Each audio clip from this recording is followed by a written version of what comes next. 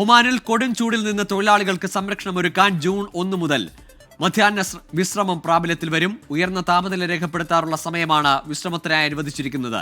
തൊഴിലാളികളുടെ ആരോഗ്യവും തൊഴിൽ സുരക്ഷയും പരിഗണിച്ചാണ് അധികൃതർ മധ്യാഹ്ന വിശ്രമമേള ഏർപ്പെടുത്തിയത്. നാളെ മുതലാണ് ഉച്ചവിശ്രമ നിയമം രാജ്യത്ത് നിലവിൽ വരിക. ഒമാൻ തൊഴിൽ നിയമത്തിലെ ആർട്ടിക്കിൾ 16 പ്രകാരം പുറത്ത് ജോലിയിൽ ഏർപ്പെട്ടിരിക്കുന്ന തൊഴിലാളികൾക്ക് ഉച്ചയ്ക്ക് 12:30 മുതൽ 3:30 വരെയുള്ള സമയങ്ങളിൽ വിശ്രമം നൽകാൻ കമ്പനിയും തൊഴിൽ സ്ഥാപനങ്ങളും ബാധ്യസ്ഥരാണ്. 3 മണിക്കൂർ ഇടവേള പുറം ജോലിക്കാരെ തൊഴിലാളികൾക്ക് ഏറെ ആശ്വാസകരമാണ്. ഈ സമയത്ത് തൊഴിലാളികളെ ജോലിയെടുപ്പിക്കുന്നത് തൊഴിലാളികളോടുള്ള അവകാശ ലംഘനമാണെന്നും അധികൃതർ വ്യക്തമാക്കിയിട്ടുണ്ട്.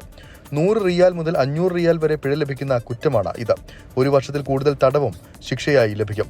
നിയമലംഘനം ആവർത്തിച്ചാൽ പിഴയും ഇരട്ടിയാകും. തൊഴിലാളികൾക്ക് വിശ്രമത്തിനുള്ള സൗകര്യങ്ങൾ ഒരുക്കാത്ത കമ്പനികൾക്കെതിരെയും നടപടി സ്വീകരിക്കും.